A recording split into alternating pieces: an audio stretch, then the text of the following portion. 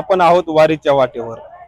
आता सध्या आपल्या सोबत जे आहे, ज्यांनी महाराष्ट्रामध्ये ज्यांच्या कडक स्वभावातून आणि ज्यांच्या प्रेममय अभंगाच्या वाणीमधून ज्यांना महाराष्ट्र ओळखतो असे वसंत तडकर दादा आपल्या सोबत आहेत.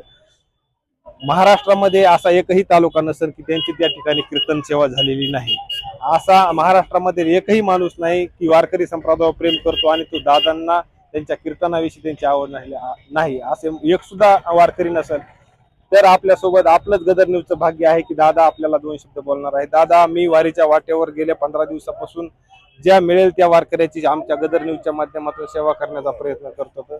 आपण वारीच्या वाटेवर भेटला तर आम्हाला या वारीच्या संबंधी आपण सर्व भक्तांना, वारकरी संप्रदायातील जे गुणीजन आहेत, जे त्यांना सर्व मानतेत, त्यांना आपण काय सांगाल?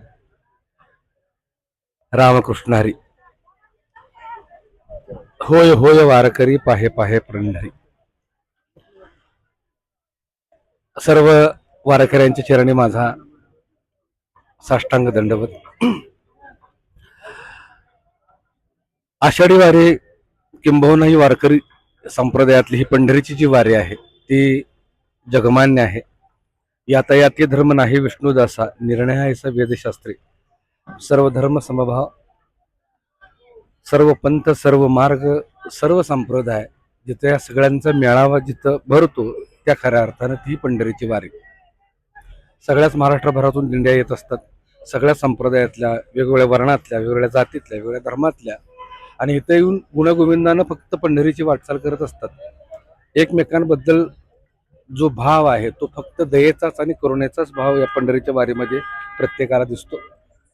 आणि एकमेव पंढरीची वारी अशी ही प्रतीक आहे की जिथं मानवता हाच भाव जोपासला जातो आणि सगळ्यांचा जो देव आहे तो करकटीवर उभा असलेला, विटेवर उभा असलेला जो पांडुरंग आहे तो सर्वांचा देव आहे आणि तो सगळ्यांची वाट पाहतो. वारकरी संप्रदायासारखा जगात दुसरा संप्रदाय होणे नाही आणि होणारही नाही.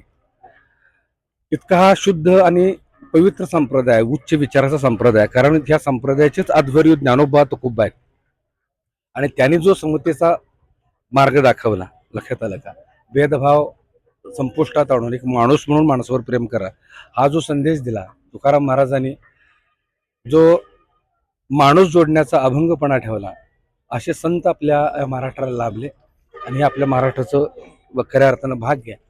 वारीच्या माध्यमातून मी एकच गोष्ट सांगू इच्छितो की अंतःकरणापासून ज्या गोष्टीचं मला दुःख होते ते म्हणजे आपले जे वारकरी बांधव आहेत ते खूप कचरा करतात, घाण करतात. स्वच्छ वारी असावी. आपण ज्या वाटेने चाललोय ती पांडुरंगाची वाट आहे, ती भगवंताची वाट आहे, ती वाट स्वच्छ असावी, घाण कुणी करू नये. अक्षरशः तंबाखू, ते गुटखा त्या बाटलीमध्ये थुकून बाटली अशी भरतात रस्त्यात फेकून देतात. किती घाणेरडा आहे. आणि ह्या मीडियाच्या माध्यमातून सगळा देश किंबहुना सगळं जग त्या वारीकडे पाहत असतं. पण अशी जर काय अवगुण जर वारीतनं दिसायला लागली तर मात्र कुठेतरी गालबोट लागण्याची शक्यता आहे. म्हणून माझी सर्व वारकऱ्यांना कळकळीची विनंती आहे, स्वच्छता राखा. जे घाण आहे ते आपल्या जवळ ठेवा आणि एकत्र कुठेतरी ते टाकून द्या. दिसताना स्वच्छ दिसू द्या आणि एकमेकाबद्दल आदर ठेवा, भाव ठेवा. एवढीच माझी कळकळीची विनंती आहे. रामकृष्ण. चालून आपण पांडुरंगाच्या दर्शनाला पोहोचताना त्यावेळेस आपलं पांडुरंगाकडे काय मागणं असेल? पांडुरंगाकडे मागणं एकच आहे, महाराष्ट्रावर कुठलंही आता नैसर्गिक संकट येऊ नये, प्रत्येकाला आनंदानं राहता यावं, पांडुरंगाची कृपा सर्व जीवावर व्हावी, शेतकऱ्यांचे प्रश्न सुटावेत, कामगारांचे प्रश्न सुटावेत, सगळ्या जीवांना आनंद मिळावा आणि त्यांना एक शांती मिळावी अशीच पांडुरंगाची चरणी प्रार्थना. धन्यवाद महाराज. जय हरी महाराज. तर आता